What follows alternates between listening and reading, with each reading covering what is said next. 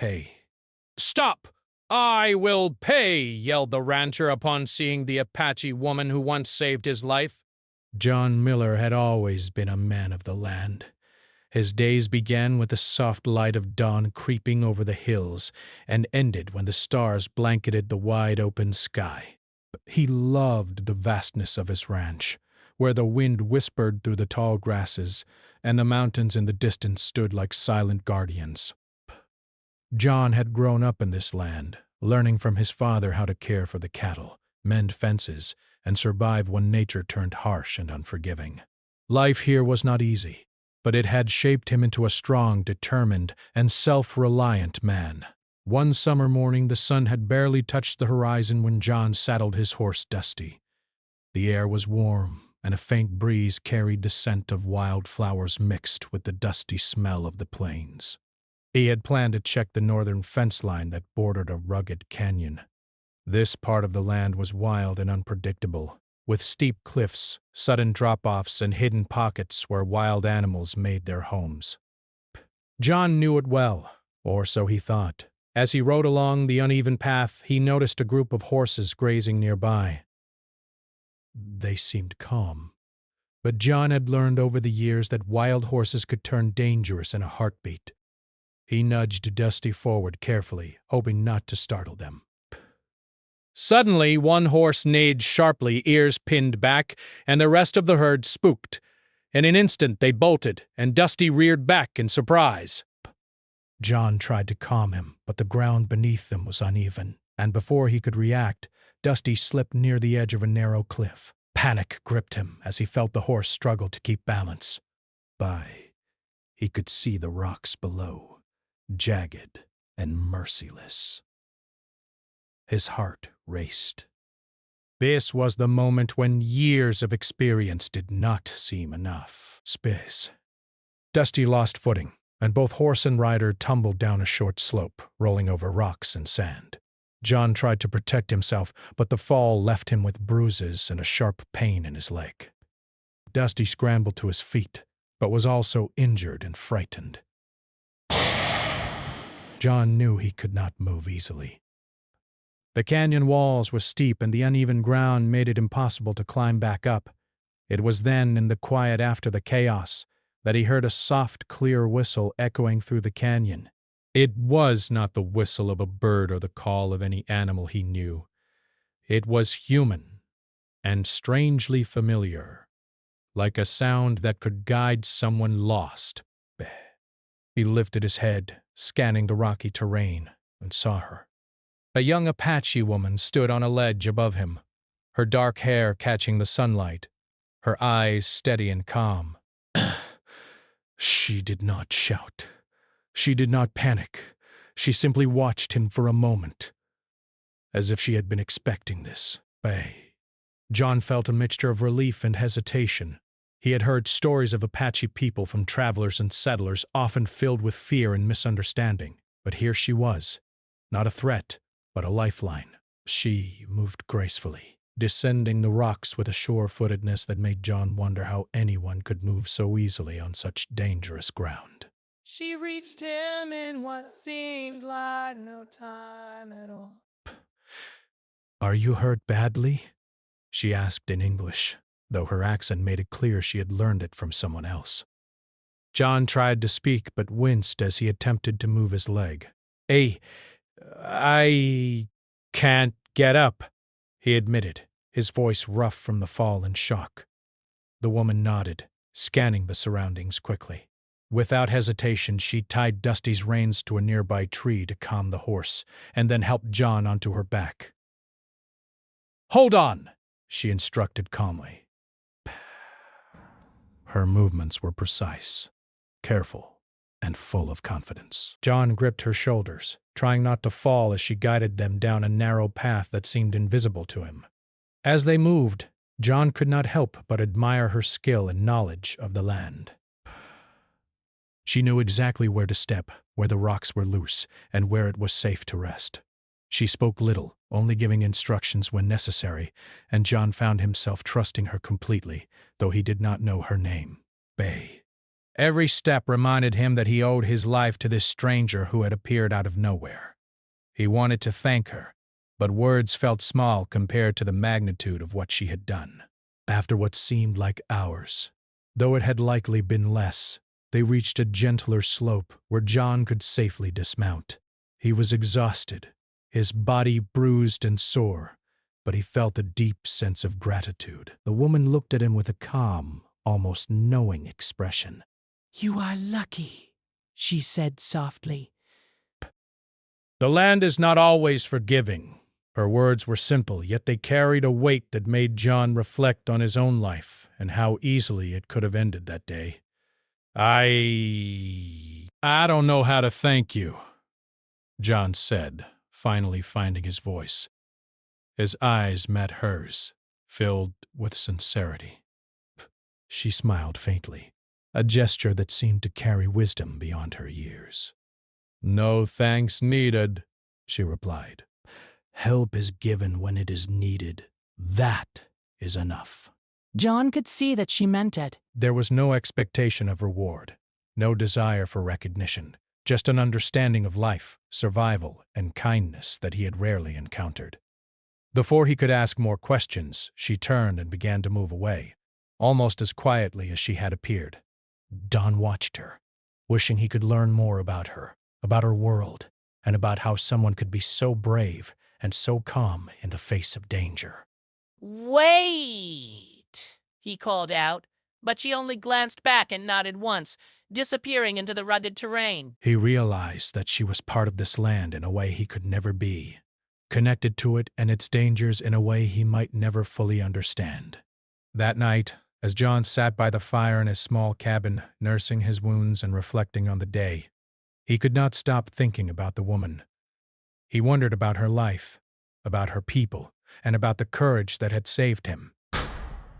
For the first time, he felt a sense of humility and deep respect for someone so different from himself. Oh, he lived in a world where he often prided himself on independence and strength. He now understood that true bravery sometimes came quietly, without recognition, and sometimes the greatest gifts were given simply because they were needed. In the days that followed, John healed physically, but the memory of that moment, the fall, the danger, and the unexpected help remained vivid. But he found himself looking over the hills and valleys of his land with new eyes, seeing not just property or resources, but the life that moved through it, the animals, the plants, and the people who understood it deeply. He knew that someday, somehow, he would meet her again, and when that day came, he would find a way to show his gratitude, even if words were never enough. That fall marked the beginning of a story neither John nor the young Apache woman knew would last a lifetime. It was a story of courage, of unexpected kindness, and of a connection forged not by friendship or blood, but by the simple, profound act of saving a life. The land had given him many lessons, but this one, the lesson of trust, humility, and the power of helping others, would stay with him forever. Years passed, and life on John Miller's ranch settled into a steady rhythm. The seasons changed as they always had, the dry, scorching summers giving way to cold, quiet winters, and John moved through them with the same determination he had always shown. His ranch flourished under his care, the cattle multiplying, the fences standing firm, and the land yielding its quiet rewards. Yet, in the midst of the routines of ranching, mending fences, checking water troughs, and guiding the herd, John often found his thoughts drifting back to that day in the canyon, to the young Apache woman who had saved his life. He could still see her dark hair glinting in the sunlight, her steady eyes scanning the rugged landscape, and the calm confidence in every step she took. He had never known her name. He had never asked it, and somehow the moment to do so had never come. Still, her image remained etched in his memory, sharper than the mountains on the horizon. Sometimes when he was alone on the porch at dusk, he would close his eyes and imagine her appearing out of the rocks, as if the land itself had sent her to save him. Life, however, moved on, and so did she. Naeli, though John did not yet know her name, continued to live among her people in the deserts and mountains beyond his ranch. She was a skilled tracker, healer, and guide. Her knowledge of the land was profound. She understood the rhythms of the desert, the patterns of the wind, and the subtle signs of animals. But over the years, she quietly helped travelers who lost their way, aided families in need, and protected her people from dangers that most outsiders would never see. Though she rarely sought recognition, those who encountered her spoke of her bravery and wisdom with deep respect. For John, the years brought growth and reflection. He married late, a woman from a nearby town who shared his love for the land, and together they worked tirelessly to expand the ranch. They had children, and John tried to teach them the same lessons his father had taught him: how to respect the land, how to care for animals, and how to survive the harshness of the frontier. Yet, even as he focused on building a family and securing a livelihood, the memory of the canyon, of that moment when his life had been saved, never left him. Sometimes, neighbors and traveling cowboys would speak of Apache groups in the region. There were tales, some exaggerated, of their skills in tracking, hunting, and surviving where others could not. John listened with interest but never dared to hope he would see the woman again. He often wondered if she remembered him at all, or if she had simply moved on, as he had moved on with his life. He imagined her teaching others how to survive, sharing stories of courage, or perhaps guiding travelers like herself through the vast, unforgiving wilderness. But despite the distance, John carried a quiet sense of responsibility, a feeling that he owed something to the woman who had appeared out of nowhere to save him. It was not a debt he could pay with money or gifts. It was something deeper, a need to honor the life she had preserved. Sometimes he would leave small offerings at the edge of the canyon: food, water, a simple blanket, hoping, in some small way, that they might reach her. He never knew if she found them, but the act itself gave him a sense of connection, a way to acknowledge that her courage had not been forgotten. Meanwhile, Naeli moved through the desert with grace and purpose. She had grown stronger over the years, her skills sharpened by countless challenges. She had seen travelers in trouble, families struggling to find water, and hunters lost among the rocks and mesas. Each time she acted with quiet determination, guiding them, protecting them, and teaching them what they needed to survive. Her reputation among her people was one of respect and admiration. She was known not only for her bravery, but also for her wisdom and kindness. She never asked for recognition or reward, for she believed that life was about balance, helping when it was needed and moving on when it was done. One day, John's son, a boy of 12, ran to him with a letter. It had arrived from a distant town, carried by a messenger who had traveled across miles of rugged terrain. The letter spoke of Apache guides who had helped settlers, stopped wildfires, and protected families from danger. John's heart skipped a beat as he read the descriptions. The details of bravery, calm intelligence, and deep respect for the land matched the woman he had met all those years ago. Could it be her? He did not know, but the thought filled him with hope and curiosity. He began to watch the horizon more carefully, scanning the hills and canyons for any sign of her. Each time he rode near the northern edges of his ranch, he felt a mixture of anticipation and nervousness. The memory of his fall in the canyon was still vivid, and the knowledge that her hands had saved him from certain death lingered in his mind. He wondered how she had learned to navigate the dangerous terrain with such skill, how she had moved so swiftly, and why she had never asked for anything in return. As the years continued, John often spoke of her to his family, to his children. He told the story in a way that made her seem larger than life, a figure of courage, wisdom, and kindness. "She saved my life," he would say, "and sometimes the right help comes from the most unexpected places." His children listened with wide eyes, imagining the young Apache woman appearing suddenly from the rocks to rescue their father.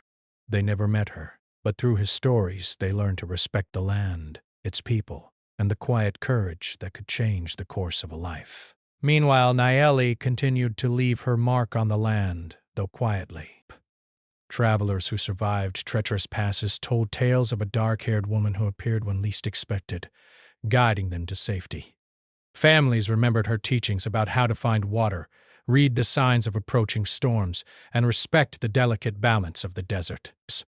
She rarely stayed in one place for long, moving as her people moved, always vigilant, always ready to help those in need. For John, the memory of her remained alive, a constant companion in the quiet moments between work on the ranch.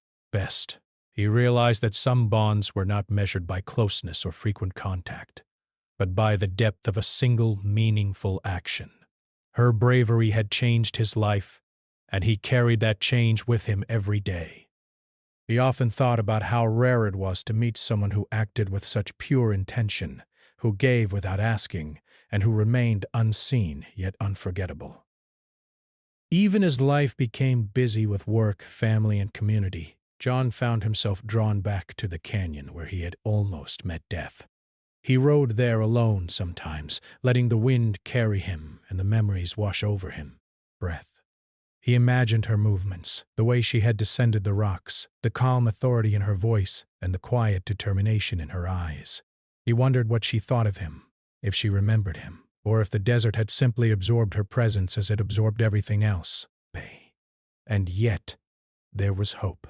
John knew that life was unpredictable, and that sometimes the people who mattered most appeared again when least expected. He did not know when or how it would happen, but the thought of meeting her again gave him a quiet sense of anticipation. He felt a strange mixture of fear and excitement, the fear of not recognizing her after so many years, the excitement of finally being able to express the gratitude he had carried silently for so long. In the end, the years between their encounters had not weakened his memory of her. If anything, they had strengthened it. John had grown older, wiser, and more thoughtful. But he had never forgotten the day she saved his life. The canyon, the wild horses, and the sharp rocks had become symbols of the fragile line between life and death. And she had become the symbol of courage, kindness, and the quiet strength that could tip the balance in someone's favor. Though their paths had diverged, the connection remained, invisible but unbroken. John continued his life on the ranch, carrying her memory like a hidden treasure, a constant reminder that even in the vastness of the world, some moments and some people left marks that could never fade. And somewhere beyond the hills and valleys, Nayeli, too, moved through the land, unaware of the lasting impact she had made on the life of the rancher who often thought of her with deep respect and gratitude. The story of their first meeting had faded into memory, but the bond it created endured, a quiet thread linking two lives across time, distance, and the endless expanse of the desert.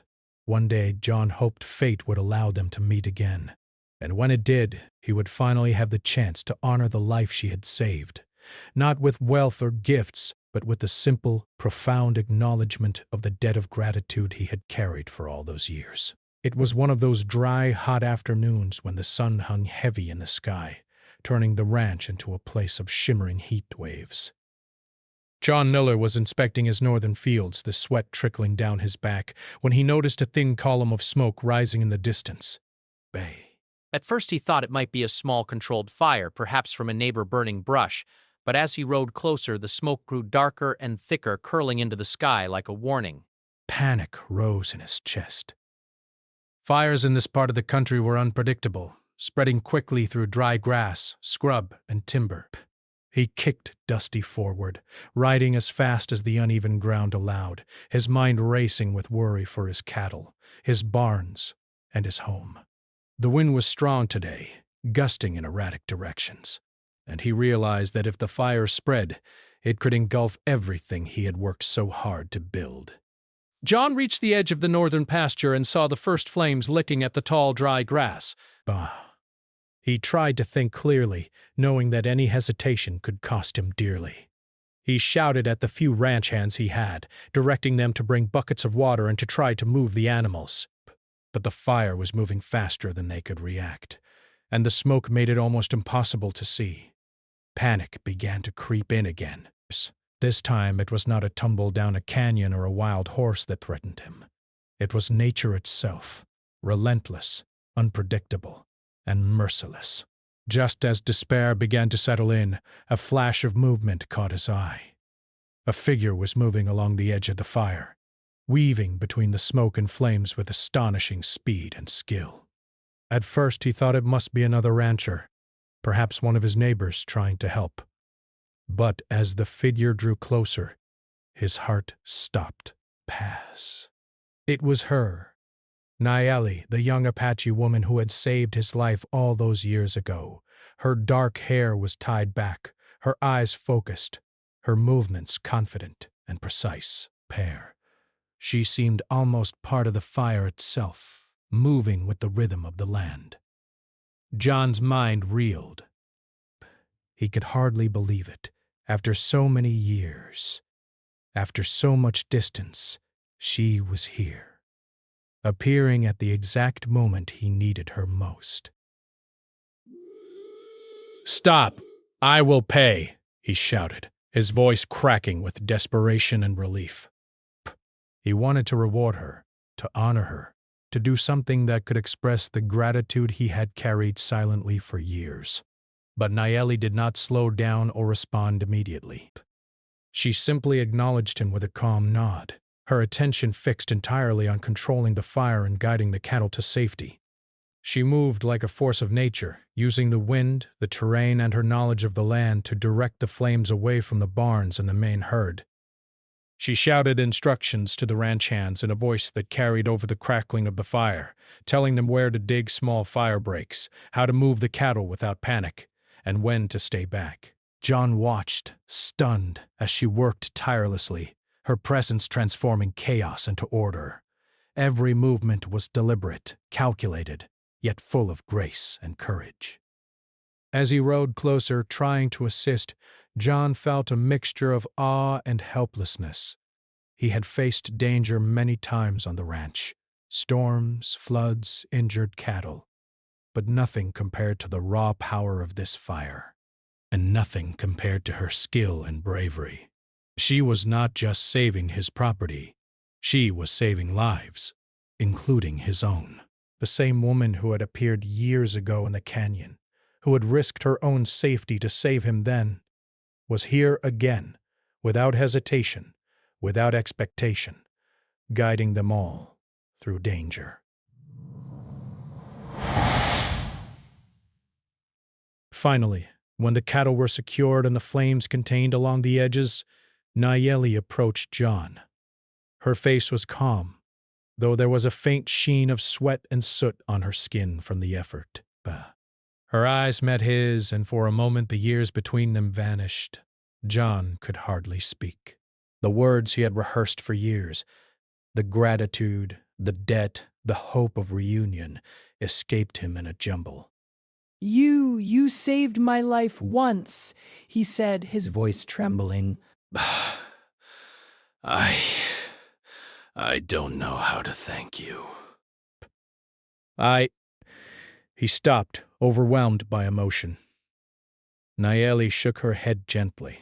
"There is no need for thanks," she said softly. "I do not act for reward, but I act because it is needed."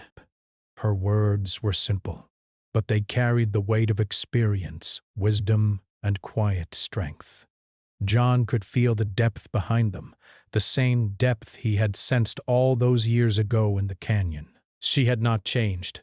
She was still the same courageous, selfless woman who had saved him, now guiding him and his ranch through another life-threatening moment. John dismounted, still awed and shaken. He reached out his hand, a small gesture compared to the immense debt he felt he owed her. "I can never forget what you've done for me," he said. "I can never repay it, But I want you to know. You have my deepest gratitude. Nayeli looked at him with a faint smile, and for the first time she allowed herself a brief nod of acknowledgement. She did not need words. The understanding between them ran deeper than anything that could be spoken aloud.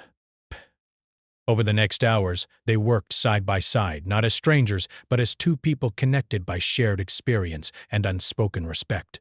John followed her instructions, learning again from her skill and knowledge of the land. He realized that her presence was not only saving the ranch, but also teaching him a lesson he had never fully understood. The lesson of humility, of trust, and of the quiet courage that did not seek attention but acted when it was most needed.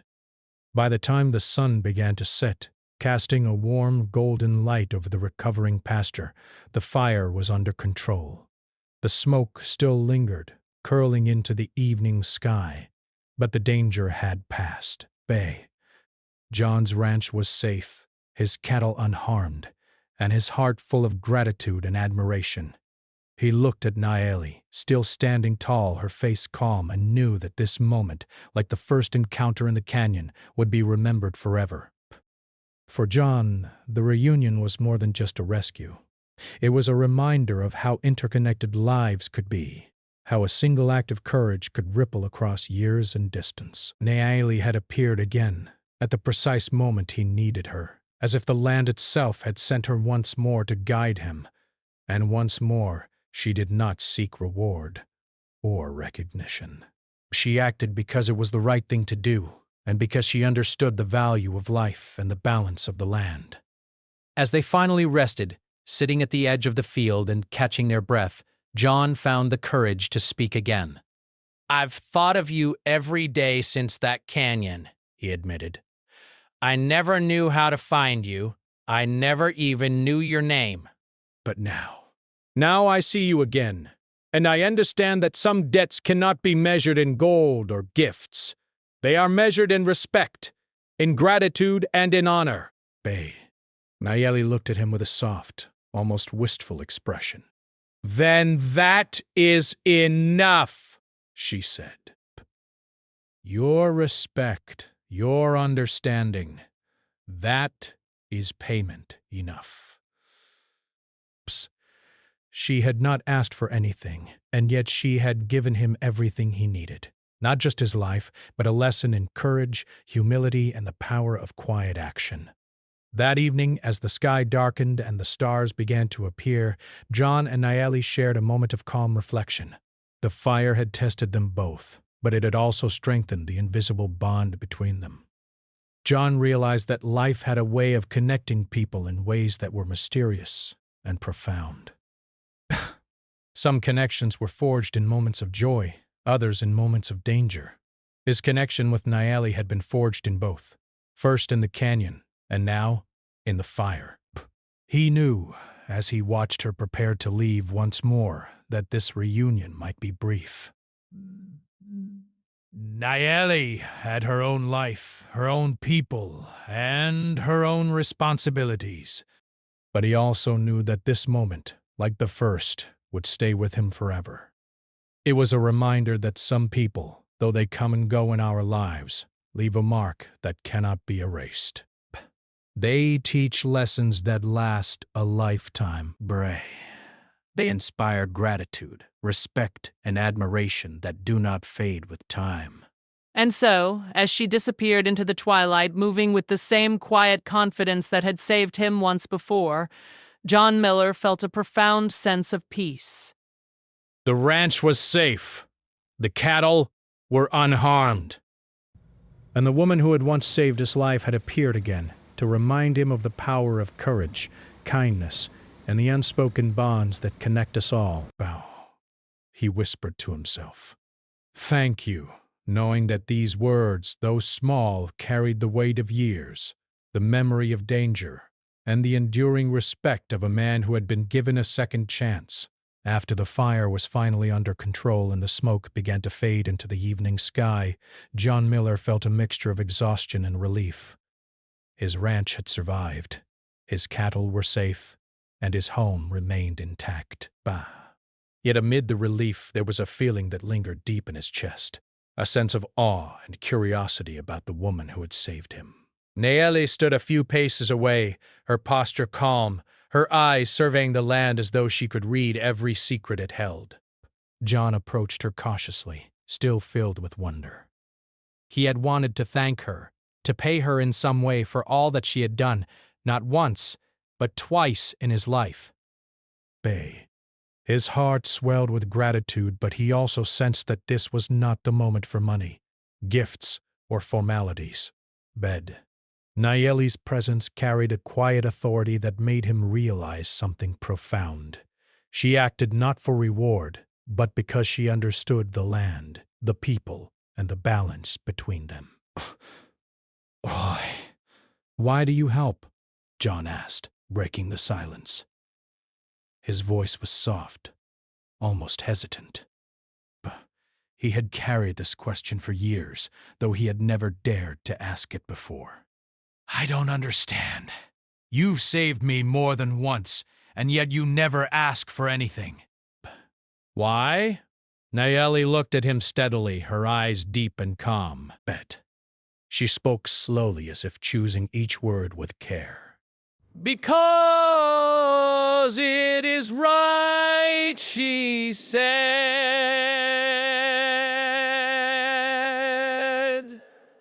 Because life is precious. Because the land and the people are connected, and when one is in danger, it affects all.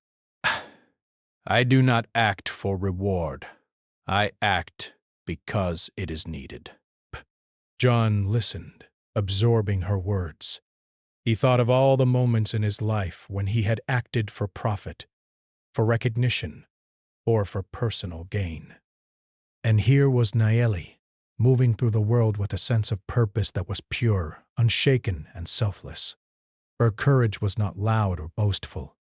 It was quiet, deliberate, and steady, like the rhythm of the wind through the plains. He realized that she carried a wisdom far beyond what most people ever learned, a knowledge of life that came from understanding, respect, and experience. Your courage. It amazes me, John said, his voice low with sincerity. I have faced storms, wild animals, and fire, but I have never seen anyone move through danger as you do. You are extraordinary. Nayeli gave a faint smile, but there was no pride in it, only a calm acknowledgement of his words. Extraordinary? She repeated softly. Perhaps. But extraordinary is not the goal. The goal is to do what must be done. To protect, to guide, to live in harmony with the land. But that is what matters. John realized in that moment that he had never truly understood bravery until he had met her. It was not measured by how loudly one declared it or how many accolades one received. Bravery was measured in action, in quiet decisions made under pressure, in the willingness to risk one's own safety for the sake of another. Nayeli embodied this bravery in every step she took, in every instruction she gave during the fire, in every choice she made without seeking attention. He thought back to the canyon years ago when she had saved him from falling to certain death. At the time, he had been too shocked and too frightened to fully comprehend what had happened. Now, after seeing her act again during the fire, he could understand her motives more clearly. She had helped him not because she owed him anything, not because of gratitude or obligation, but because she saw the right thing to do and did it without hesitation. John felt a deep sense of respect and humility.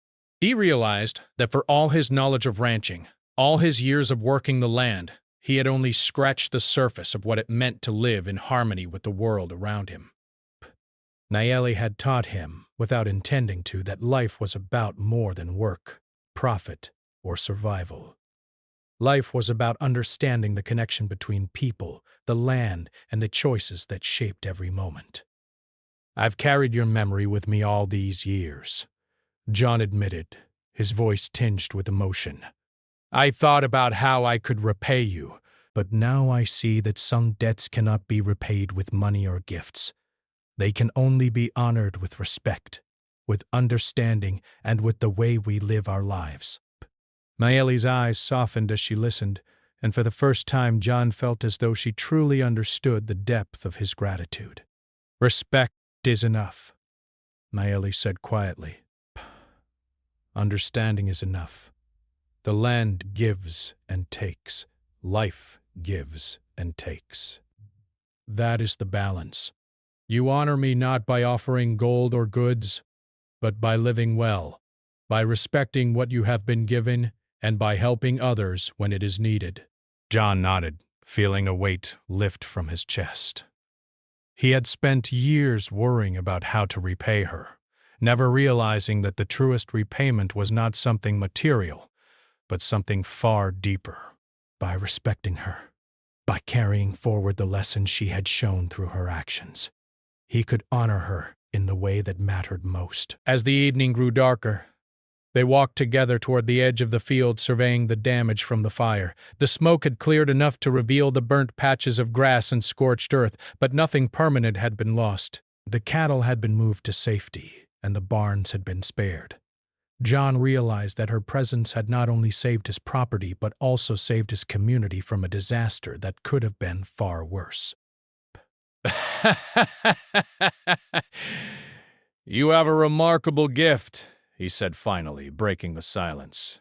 "Not just skill, but knowledge, courage, and wisdom." You understand the land in ways I can only hope to learn. I wish I could see the world as you do. Naeli looked at him thoughtfully. "The world can be seen in many ways," she said. "Some see only what is in front of them. Some see the past or the future. Some see connections that others cannot. You will see more if you pay attention, if you learn, and if you respect what you do not yet understand." John felt a spark of inspiration in her words. He had always thought of himself as a man of practical knowledge, a man who knew how to survive and thrive on the land. But now, he realized that survival was only part of the lesson. The deeper understanding, the wisdom of knowing one's place in the world came from listening, observing, and recognizing the interconnectedness of all things. Naeli had shown him that lesson in a way that no book, no teacher, and no experience had ever done. They spoke for hours, sitting at the edge of the field as the sun disappeared behind the mountains. The air was cool now, and the stars began to appear, twinkling like distant lanterns.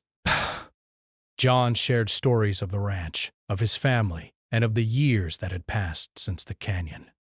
Naeli spoke of her people, of the desert, and of the quiet ways she moved through the world. Though their languages and experiences were different, they shared a connection that transcended words. A bond forged through trust, courage, and the understanding of what it meant to protect and care for life. By the time the night had settled over the land, John understood something he had never fully grasped before.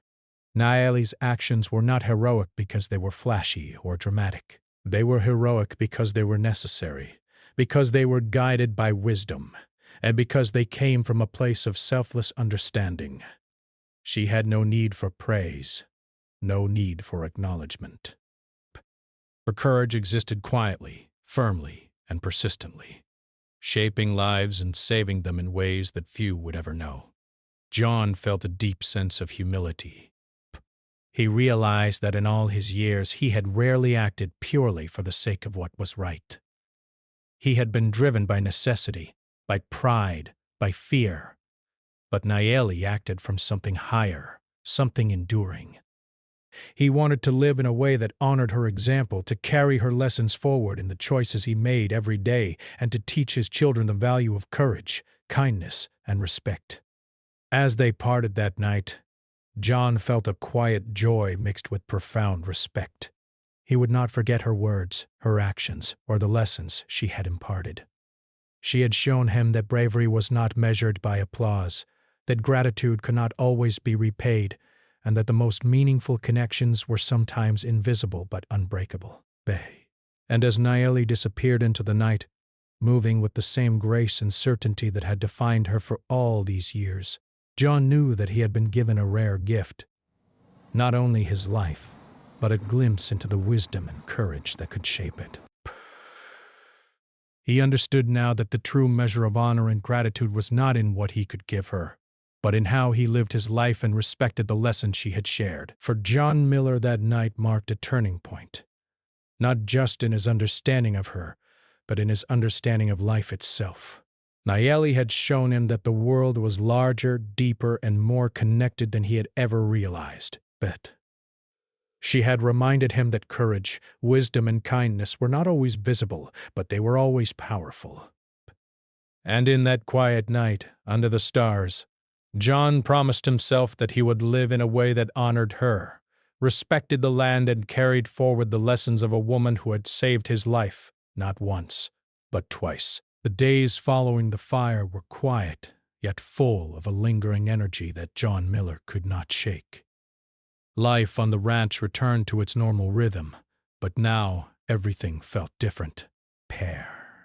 He moved through the fields, repaired fences, and tended to the cattle with a new sense of perspective. The land seemed more alive to him, more interconnected with every living thing upon it. He thought often of Nayeli, the woman who had saved his life twice, and of the lessons she had shown him, not through lectures, but through her actions, courage, and quiet wisdom.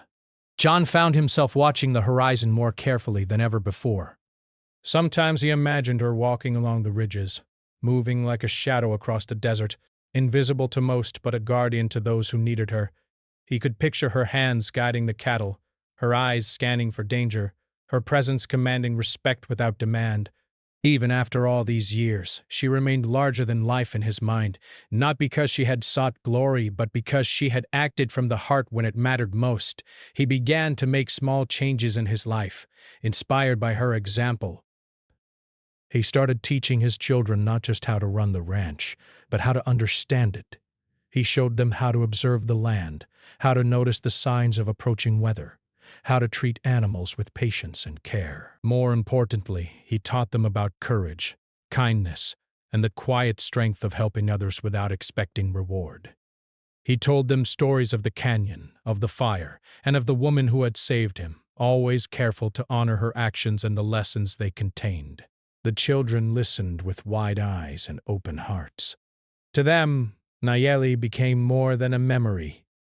She became a symbol of what it meant to live bravely and honorably. "Father," his youngest son said one afternoon, "do you think she will ever come back?" John smiled softly, the memory of her still vivid in his mind. "Perhaps," he replied. "But even if she does not, we carry the lessons she taught us. Courage, kindness, respect. They are things we can share with the world, even without her presence." Narration. Meanwhile, life continued in the desert beyond the ranch. Nayeli moved among her people, guiding them, helping travelers, and teaching others how to survive and thrive. She remained the same quiet, fearless woman who had saved John twice, never asking for recognition, never seeking reward. Yet she was aware of the subtle ways she influenced lives, the gratitude in John's eyes, the respect in his family, the careful attention he now paid to the land. Past, her presence had rippled outward, leaving invisible marks that shaped others' choices in meaningful ways. One day, several months after the fire, John received a visitor at the ranch. A young boy from a nearby settlement ran up, carrying a small bundle of herbs and dried fruit. "This is for you," he said shyly. "A woman sent it. She said it would help your family and your land." John opened the bundle and found carefully wrapped provisions, along with a small note written in elegant flowing script.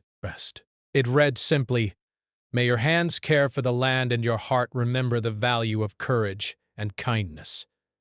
John's heart leapt. He did not need to see her to know who had sent it. Nayeli had once again reached out quietly, acknowledging his life, his family, and the care he now took in living well.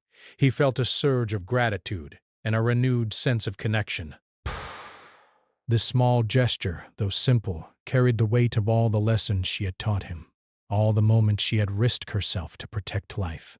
It was proof that the bond they shared, though unspoken, endured. From that day forward, John often walked the edges of his land, reflecting on the intertwined lives of humans, animals, and the land itself. He realized that the true reward of life was not wealth, property, or recognition, but the quiet knowledge that one had acted rightly, protected life, and inspired others through example. Nayeli had shown him this truth in a way no one else ever could. Her courage and selflessness had shaped not only his life, but the lives of his family and community, leaving an imprint that could never be erased. Over the following years, John continued to honor her example. He organized small efforts to help neighboring settlers, guided travelers who were lost, and even shared his knowledge with other ranchers about fire safety, water conservation, and respect for the land. He no longer acted solely for himself or his family. He acted with the understanding that life was interconnected, that every choice had a consequence, and that the lessons he carried from Nayeli's actions were too important to keep to himself. He thought often of the canyon, of the fire, and of the countless other moments that had brought him to this point.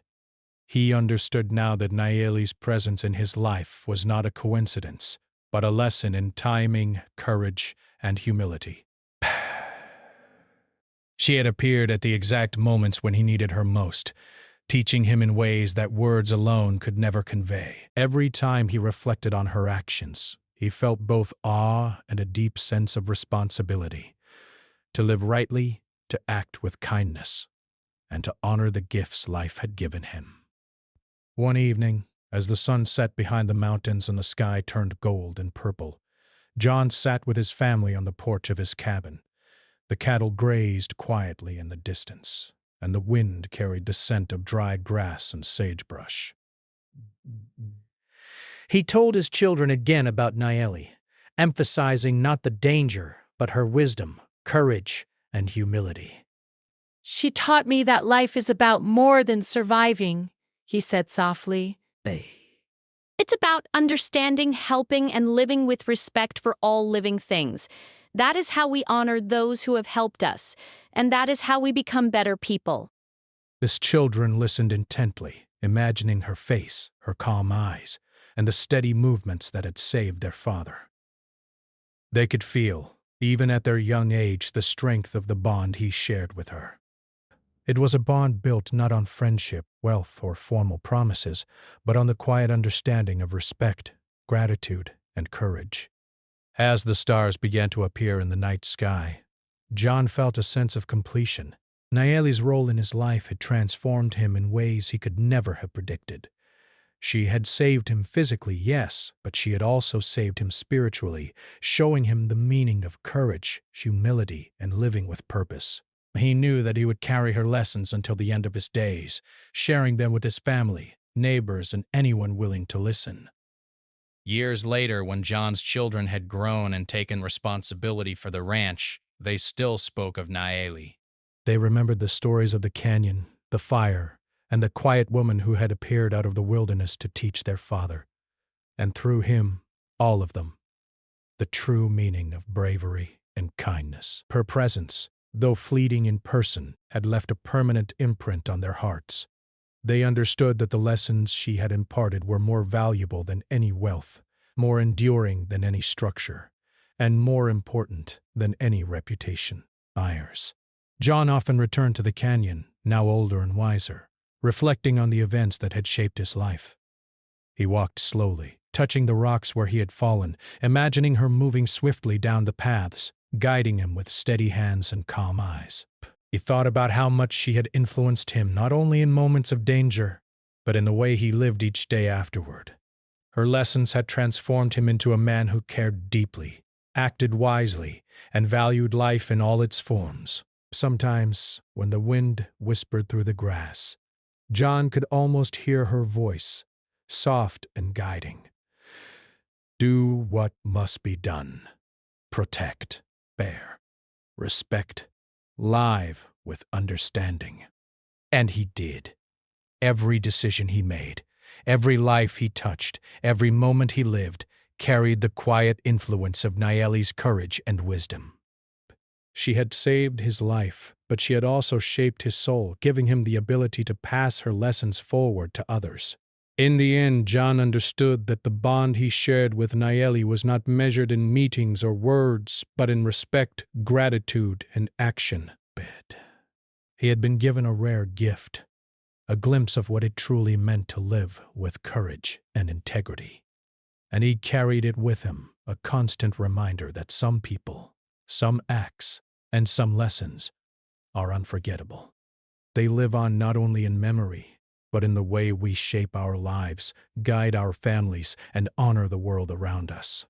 Though Nayeli remained a figure of mystery, moving through the desert and mountains as she always had, her impact on John and his family was clear.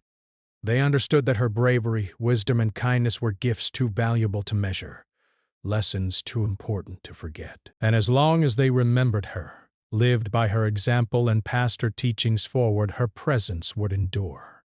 Silent, steady, and eternal, like the wind across the plains or the stars above the mountains. John Miller often smiled quietly to himself when he thought of her, feeling a deep sense of peace. She had come into his life at the right moments, guided him through danger, and left him with lessons that no one else could have taught. Bess, she had shown him that courage was quiet, kindness was strong, and gratitude was an action, not just a word. And in that understanding he found a bond that was unbreakable, a connection between two lives that would continue to inspire, guide, and teach for generations to come.